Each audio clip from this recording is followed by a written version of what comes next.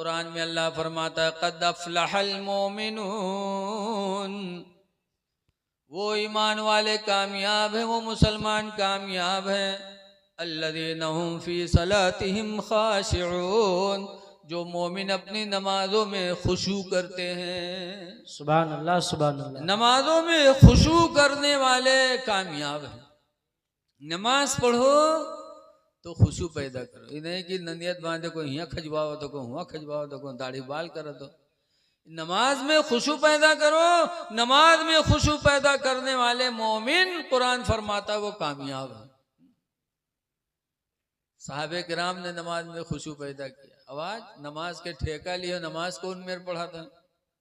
मौलाना अब्दुल मुस्तफ़ा आज़मी लिखा था कि 4-5 ठोर नमाज की तबलीग के लिए निकले, रास्ते में दरिया पड़ी तो वजू बनाए के दरिया के किनारे जमात करे लगे। एक इमाम बना, 4 मुक्तदी बने।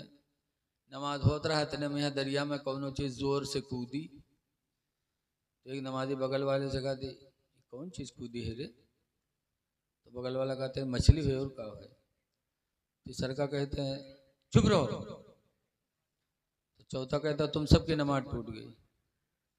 इमाम साहब कहते हैं मैं नहीं बोला हूँ, मेरी नमाज नहीं टूटी। हम बताओ, नमाज के ठेकेदार और नमाज ऐसी। नमाज में खुशू पैदा करो। हजरत इमाम हुसैन रज़ी अल्लाह ताला अन्हु के मझले लड़के हजरत अली और हजरत इमाम हुसैन के मझले लड़के अली औसत मदीने मुनव्वरा में रहते थे। एक दिन नमाज पढ़ने लगे। अल्लाह की मर्जी की हालत नमाज में उनके घर में आग लग गई। आग लगी, मदीने के लोग दौड़े आए, आग बुझाने लगे और हजरत अली औसत ऐसे ही नमाज पढ़ते रहे। नमाज में कोई फर्क नहीं आया। जब नमाज उनकी खत्म हुई तो मदीने के लोगों ने कहा ताज्जुब है अली औसत कि हम सब इतनी दूर दूर से आकर के आपके घर की लगी हुई आग को बुझा रहे हैं और आप ऐसा नमाज पढ़ने लगता है, आपको कुछ पता ही नहीं चला। तो अली औसत कहते नहीं नहीं ना, अगर तुम लोग आग बुझा रहे थे तो मैं भी तो बुझा रहा था। आप कहाँ बुझा रहे थे? आप तो नमाज पढ़ रहे थे। हजरत अली औसत कहते तुम लोग दुनिया के पानी से दुनिया की आग बुझा रहे थे, मैं सजदा के जरिए आखिरत की आग को बुझा रहा था। आग मैं भी बुझा रहा था, आग तुम भी बुझा रहे थे। फर्क इतना है कि तुम लोग दुनिया की आग बुझा रहे थे, मैं आखिरत की आग बुझा रहा था। मदीने के लोगों ने जब सुना तो उस दिन से अली औसत कहना छोड़ दिया। मदीने वालों ने उसी दिन से उनका नाम ज़ैनुल आबिदीन रख दिया।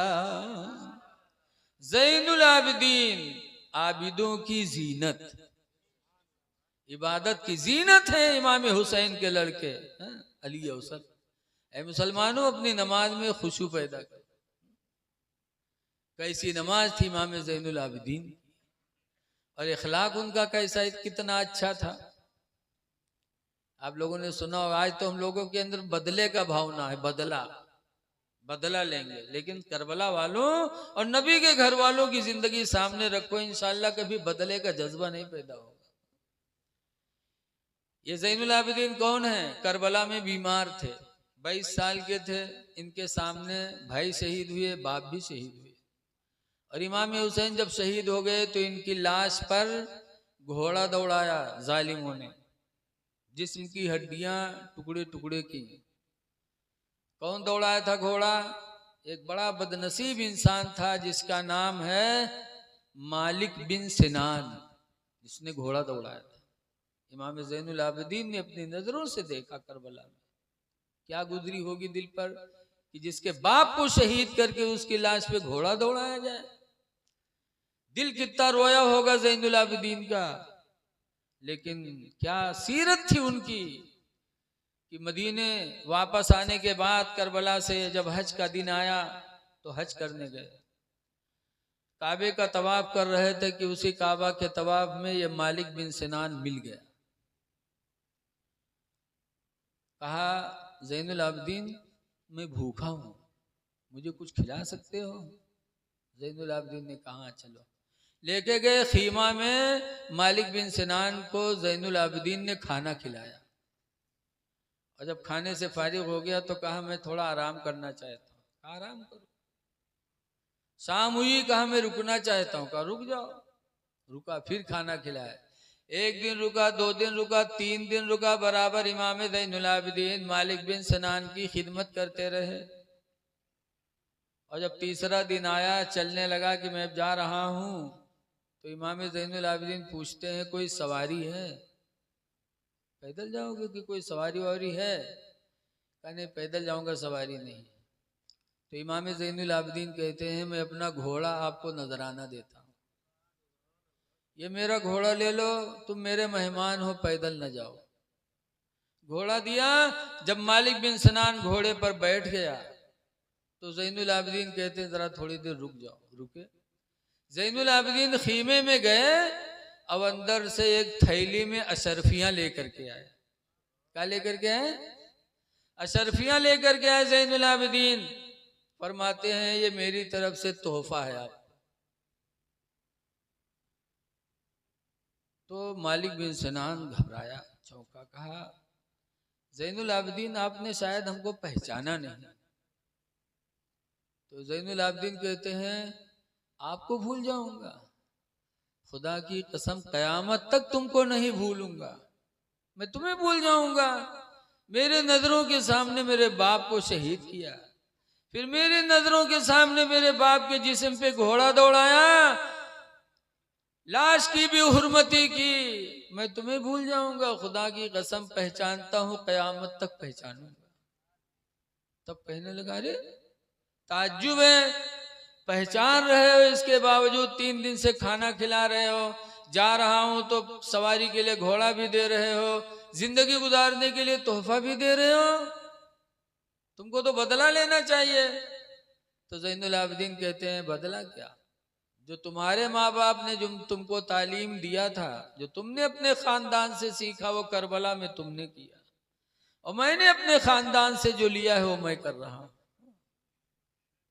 मेरे दीनी भाई, ये थे ज़ैनुल आबिदीन कि दुश्मन के साथ इतना अच्छा सलूक, और आज हम अपने पड़ोसी भाई के साथ, अपने सगे भाई के साथ सलूक नहीं कर पाते। भाई को पहचानो, भाई भाई होता है। हदीस पाक में कुरान करीम की आयत अल्लाह फरमाता है सना शुद्ध भी अखीका, ऐ मेरे बंदे मैंने तेरे बाजुओं को तेरे भाई से मजबूत बनाया है। तेरा भाई पैदा करके तेरे बाजू में हमने ताकत दे दी। आज के 4-5 भाई गांव में यहाँ होते हैं तो उसे कोई लड़त है हाली? बोलो भाई, कहते हैं इसे लड़ी हो तो 5 भाई हैं, 5 लाठी हैं। अगर कौन हमने बप्पा के अकेले है तो जो पाव थे गांव थपरी आ गए थे, कहते तो अकेले ही के आई को आगे पीछे। इसलिए मैं गुजारिश करता हूं कि अहले बैत ने दूसरों के साथ अच्छा बर्तावा किया है, तुम अपनों के साथ नहीं कर सकते हो। अल्लाह ताला अहले बैत के रास्ते पे चलने की तौफीक अता फरमाए। तो आज ये कमियां क्यों हैं? हमारे आपके अंदर तालीम नहीं। तो इसलिए गुजारिश है, अल्लाह फरमाता है ईमान वालो, ईमान के अंदर, इस्लाम के अंदर मुकम्मल तौर से दाखिल हो जाओ। चेहरे पे दाढ़ी रखा लो, भी मुफ्ती साहब ने भी कहा। अच्छा एक बात बताओ, रसूलुल्लाह सल्लल्लाहु अलैहि वसल्लम ने जो ये फरमाया है कस्तुस्सवारिब, मोछों को कतरवा डालो, वाफुल्लुहा, और दाढ़ी को बढ़ा लो, ये किससे कहा है? मुसलमानों से कहा है ना। हुजूर फरमाते खालिफुल मुशरिकीन, ऐ मेरे मानने वालों मुशरिकीन की मुखालिफत करो। कालू कैफा नुखालिफु या रसूल अल्लाह, मुशरिकीन ने कहा अल्लाह के रसूल हम मुखालिफत मुशरिकीन की कैसे करें? तो हुजूर फरमाते हैं कस्तुस्सवारिब, मोछों को कतरवा डालो, वाफुल्लुहा, दाढ़ी को बढ़ा लो। ये किससे कहा है मेरे नबी ने? सीताराम से? किससे कहा? अब्दुर्रहमान से, अब्दुल्लाह से।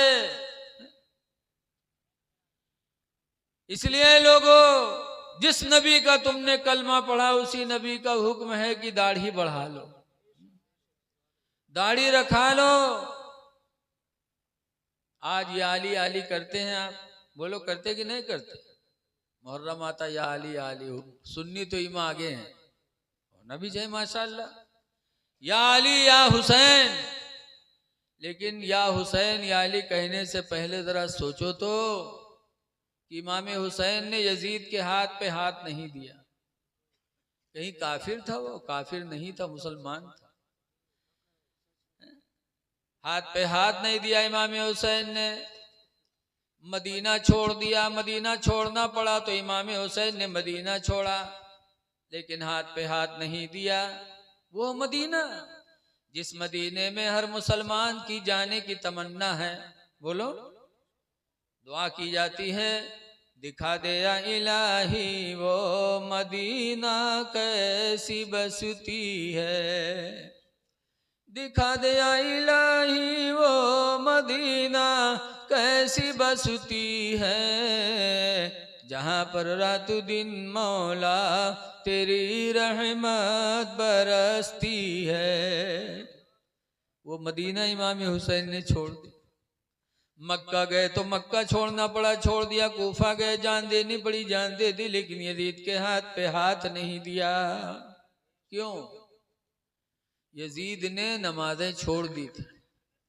यजीद ने उम्मत मोहम्मदिया में सबसे पहले दाढ़ी बनवा डाली थी। शराब पीने लगा था तो बेनमाजी हो गया था, दड़मुंडा हो गया था, शराबी हो गया था। तो हुसैन ने हाथ पे हाथ नहीं दिया, सब कुछ तज दिया, लेकिन उसके हाथ पे हाथ नहीं दिया।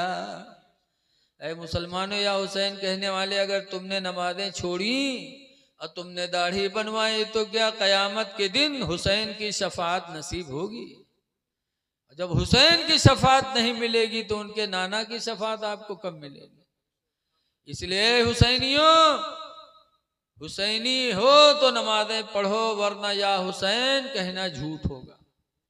हुसैनी हो तो चेहरे पे दाढ़ी रखा लो, हुसैनी हो तो शराब से बिल्कुल दूर हो जाओ।